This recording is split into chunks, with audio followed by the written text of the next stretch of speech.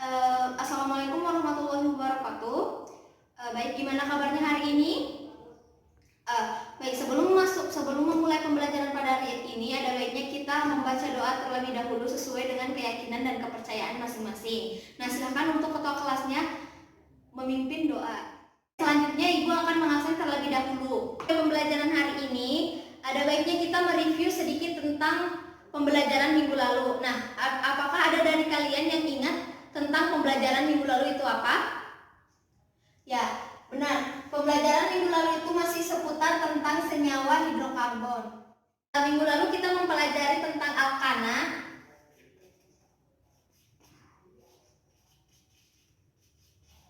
alkena, dan alkuna.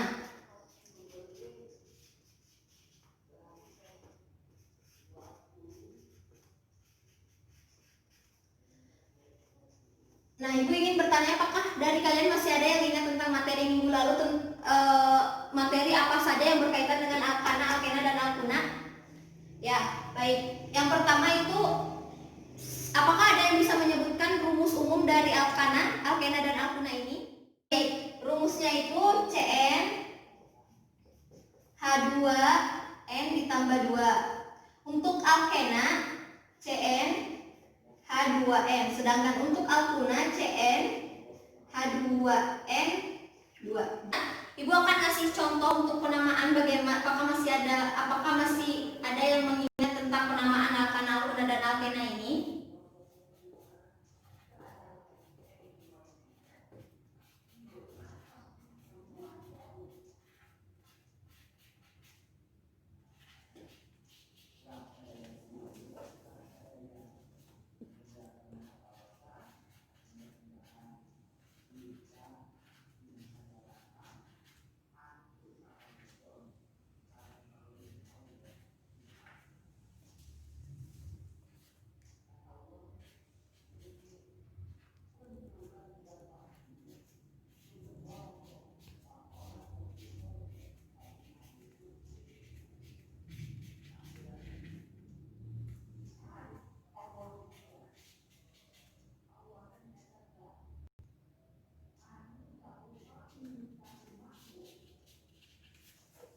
Nah, baik, seperti contoh di atas, apakah ada yang bisa menyebutkan tata nama berdasarkan IUPAC dari senyawa di atas ini? Nah, yang pertama itu 3-metil pentana. Yang kedua itu 3-metil 1-butena.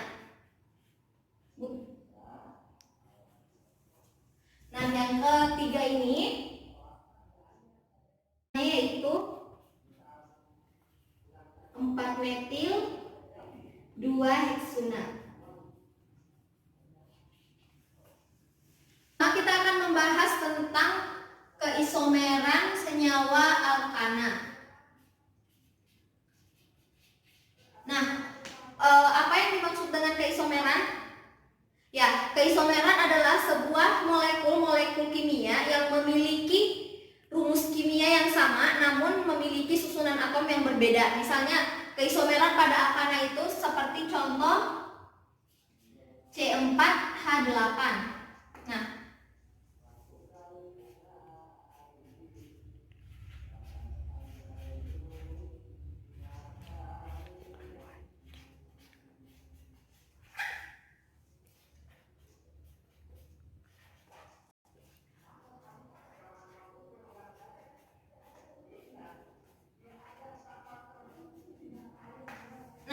kita bisa lihat di sini ya. Ini rumus kimianya sama tapi susunan atomnya berbeda, di mana ini merupakan N-butana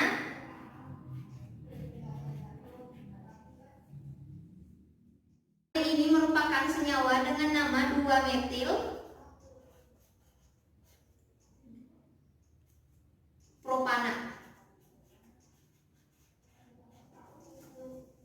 Ya, jelas ya di sini bagaimana keisomeran tentang senyawa alkana. Nah, selanjutnya kita akan membahas tentang keisomeran senyawa alkena. Nah, pada alkena ini terdapat beberapa jenis keisomeran. Yang pertama itu isomer rantai, yang kedua isomer posisi, dan yang ketiga itu isomer cis dan trans. Nah, untuk yang pertama itu isomer rantai. Kenapa disebut dengan isomer rantai? Karena ketika sebuah senyawa kimia yang memiliki rumus molekul yang sama namun memiliki susunan berbeda, ini misalnya seperti kayak yang awalnya rantainya itu panjang dan lurus, di isomer rantai ini terdapat perubahan letak rantainya. Artinya misalnya ketika dia terdapat cabang, seperti contoh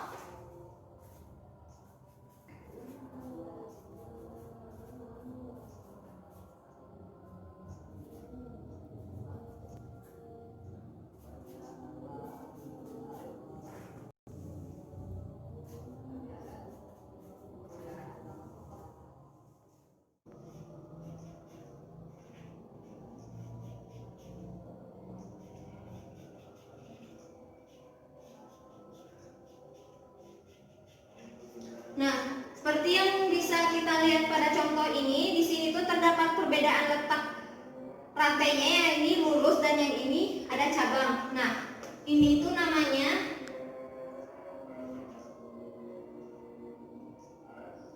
dua pentena. Sedangkan yang ini 3 metil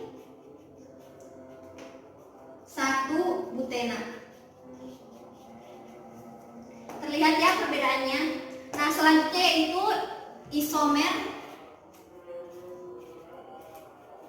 isomer posisi.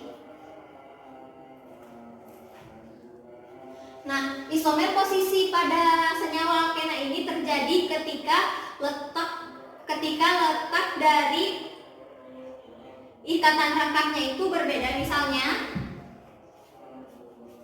CH3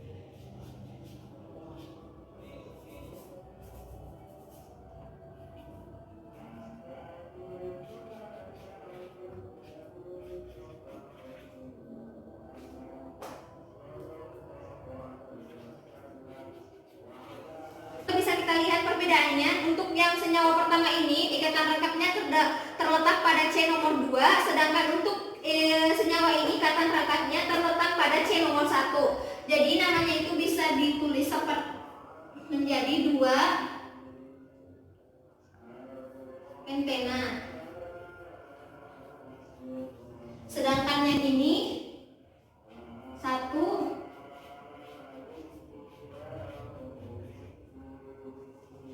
pentena. Nah, selanjutnya yaitu kita akan memasuki isomer ketiga pada alkena, yaitu isomer cis dan trans.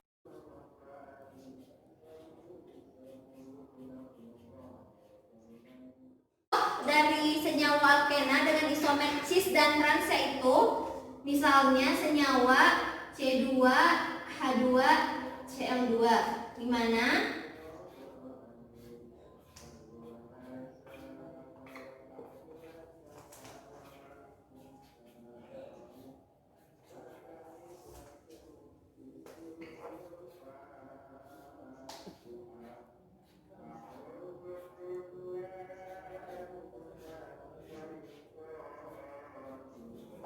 dilihat di contoh ini atom Cl antara atom Cl dan atom Cl lainnya ini sejajar dan ini disebut cis. Sedangkan untuk isomernya yaitu trans, di mana atom Cl-nya ini berseberangan. Ini bisa kita namai cis 1,2 dikloroetana.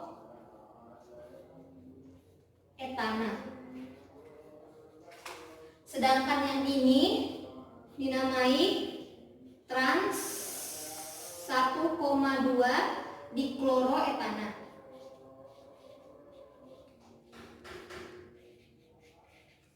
Nah, untuk selanjutnya kita akan memasuki bagian ketiga, yaitu isomer pada senyawa alkuna.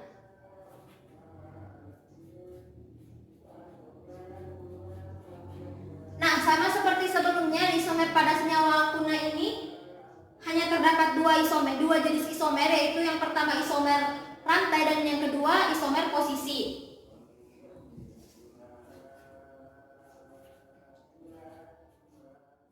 Seperti sebelumnya, isomer rantai pada alkuna ini juga terlihat pada perbedaan letak rantainya, dimana seperti misalnya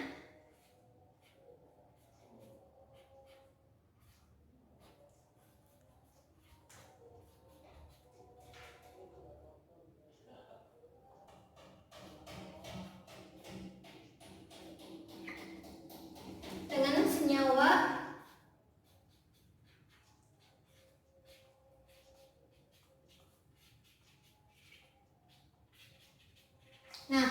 seperti ini bisa dilihat ya, ini terdapat perbedaan pada letak rantainya. Nah, ini pada tata nama Europact ini dinamakan satu pentuna. Sedangkan ini 3 metil 1 butuna. Nah, seperti inilah contoh isomer rantai pada senyawa alkuna. Posisi pada senyawa alkuna ini bisa kita lihat pada letak ikatan rampatnya. Seperti misalnya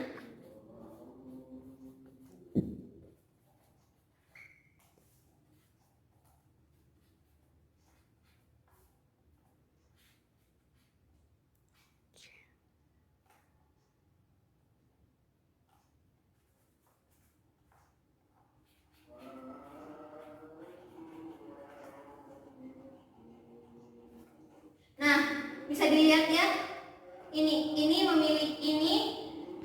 dinamakan satu butuna, sedangkan ini 2 butuna. Nah, perbedaannya itu terletak pada ikatan rangkapnya, di mana pada posisi contoh ini terdapat pada C nomor 1, sedangkan ini terdapat pada C nomor 2. Nah, mungkin cukup sekian untuk materi isomer dari senyawa alkana dan alkena. Nah, selanjutnya kita akan pindah ke materi tentang reaksi-reaksi yang sering terjadi pada senyawa alkana dan alkena ini. Materi yaitu reaksi yang pertama, ya reaksi oksidasi. Di mana reaksi oksidasi yang sering terjadi yaitu reaksi pembakaran dengan gas oksigen di udara. Nah, misalnya seperti contoh pada alkana ini. Nah, pada alkana ini terdapat metana yang bereaksi dengan gas oksigen menghasilkan gas CO2 dan uap air. Jika terjadi suatu reaksi oksidasi pembakaran antara suatu senyawa hidrokarbon dengan gas oksigen di udara, maka akan menghasilkan gas CO2 dan air serta energi. Nah, contoh yang kedua itu bisa kita lihat pada CH3H8, yaitu propana. Ketika bereaksi dengan gas O2 maka akan menghasilkan gas CO2 air.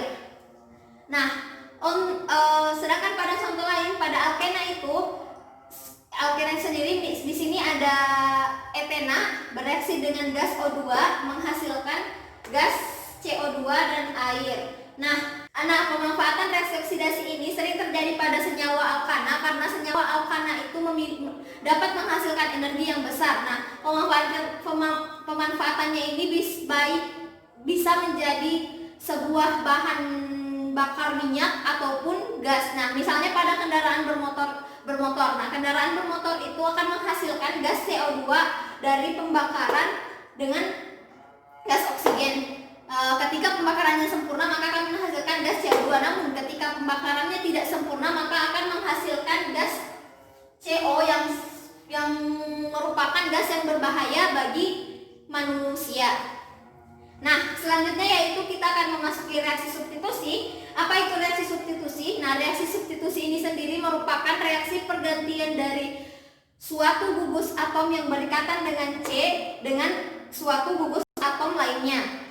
Nah, misalnya rumus umum dari substitusi itu sendiri dapat dituliskan seperti ini. CH3A tambah XY menghasilkan CH3X ditambah AY. Nah, bisa dilihat langsung di contoh. Di sini terdapat CH4 yang berarti metana. Nah, bereaksi dengan klorin, nah akan terjadi reaksi pergantian sehingga senyawanya menjadi CH3Cl ditambah HCl. Nah, yang dimaksud dengan reaksi adisi itu sendiri yaitu reaksi penambahan suatu atom atau suatu gugus atom ke dalam suatu senyawa sehingga terjadi pemutusan ikatan rangkap pada senyawa tersebut dan mengakibatkan senyawa tersebut yang awalnya tak jenuh menjadi senyawa yang jenuh. Nah, reaksi adisi ini terdapat 3 bagian. Yang pertama yaitu reaksi adisi hidrogen pada alkena atau alkuna, yang kedua reaksi adisi halogen, dan yang ketiga reaksi adisi hidrohalogen. Nah, contoh pertama yaitu di sini bisa dilihat terdapat senyawa propena yang bereaksi dengan H2 dengan bantuan katalis menghasilkan propana. Nah, di sini apa yang dimaksud dengan katalis? Nah, katalis itu sendiri yaitu senyawa yang digunakan untuk mempercepat suatu reaksi namun tidak bereaksi dengan senyawa yang direaksikan. Contoh selanjutnya yaitu di sini terdapat etuna bereaksi dengan 2H2 menghasilkan etana. Ya, dapat dilihat ya di sini terdapat ikatan rangkap 2, lalu kemudian ikatan rangkapnya udah putus. Nah, di sini juga sama terdapat ikatan rangkap 3, lalu kemudian ikatan rangkapnya putus. Nah, selanjutnya yaitu adisi halogen. Nah, adisi halogen ini sendiri yaitu memasukkan gugus halogen kepada suatu memasukkan gugus halogen kepada suatu senyawa hidrokarbon. Nah, di mana bukan termasuk gugus halogen itu sendiri yaitu F, Cl, Br, dan I dan AS. Contohnya yaitu di sini terdapat senyawa propena dengan ikatan rangkap 2 bereaksi dengan senyawa Br2 yang merupakan unsur halogen. Dengan bantuan katalis senyawanya berubah menjadi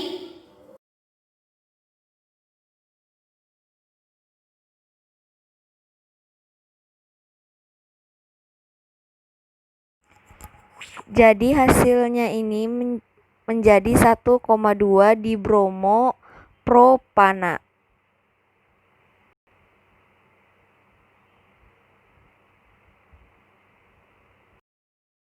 Nah, bisa dilihat ya ikatan rangkapnya putus dan mengikat Br. Nah, selanjutnya yaitu reaksi adisi hidrohalogen. Nah, reaksi adisi hidrohalogen ini merupakan reaksi pemasukan suatu unsur hidrohalogen kepada suatu senyawa hidrokarbon, di mana di sini terdapat contoh suatu propena dengan ikatan rangkap 2 bereaksi dengan suatu senyawa HBr dan dengan bantuan katalis reaksinya berubah menjadi 2-bromopropana. Nah, yang terakhir itu reaksi eliminasi. Nah, reaksi eliminasi ini terdiri dari 3. Yang pertama yaitu dehidrogenasi, yang kedua dehidrasi, dan yang ketiga dehidrohalogenasi. Nah, reaksi eliminasi ini biasanya terjadi pada reaksi eliminasi ini biasanya terjadi pada senyawa-senyawa yang tidak simetris, di mana akan terjadi pelepasan suatu atom sehingga akan menghasilkan ikatan rangkap 2. Nah, senyawa akhirnya itu menghasilkan menghasilkan ikatan rangkap 2. Nah, misalnya yang pertama itu dehidrogenasi. Di sini terdapat senyawa etana. Nah, ketika etana ini bereaksi, maka dia akan menghasilkan senyawa etena dan melepaskan H2. Nah, senyawanya akan berubah menjadi etena dan melepaskan H2. Di sini bisa dilihat terdapat ikatan rangkap 2 pada reaksi setelahnya. Nah, selanjutnya yaitu dehidrasi. Nah, dehidrasi ini misalnya contohnya kita ambil senyawa etanol, yaitu senyawa etana yang mempunyai gugus alkohol sehingga disebut dengan etanol. Nah, bereaksi dengan bantuan H2SO4 dengan bantuan asam sulfat yang pekat akan menghasilkan senyawa etena dengan H2O. Nah, dia akan melepaskan H2O sehingga senyawanya menjadi etena, yang awalnya etanol menjadi etena. Nah, yang terakhir yaitu dehidrohalogenasi. Nah, dehidrohalogenasi ini merupakan senyawa yang melepaskan suatu unsur atau suatu gugus atom yang berikatan dengan unsur halogen, baik itu Br, Cl, F atau I. Nah, misalnya pada contoh di sini terdapat senyawa 2-bromopropana. Nah, 2-bromopropana ini bereaksi dengan KOH dengan bantuan alkohol akan menghasilkan senyawa propena, KBr dan H2O. Nah, mungkin cukup sekian materi hari ini, dan jika sudah tidak ada bertanya, Ibu mohon kepada kalian semua untuk menutup semua hal-hal yang berkaitan dengan mata pelajaran hari ini, baik itu dalam catatan, buku paket, semuanya harap ditutup dan kita akan melaksanakan kuis. Ibu akan berikan waktu selama 45 menit untuk pengerjaannya. Setelah 45 menit akan dikumpulkan dan akan Ibu periksa. Hasilnya mungkin akan Ibu bagikan minggu depan. Kumpulkan semua lembar jawabannya. Untuk hari ini mungkin dicukupkan sekian. Mohon maaf atas segala kekurangannya. Ibu tutup pembelajaran hari ini dan sampai bertemu untuk minggu depan. Assalamualaikum warahmatullahi wabarakatuh.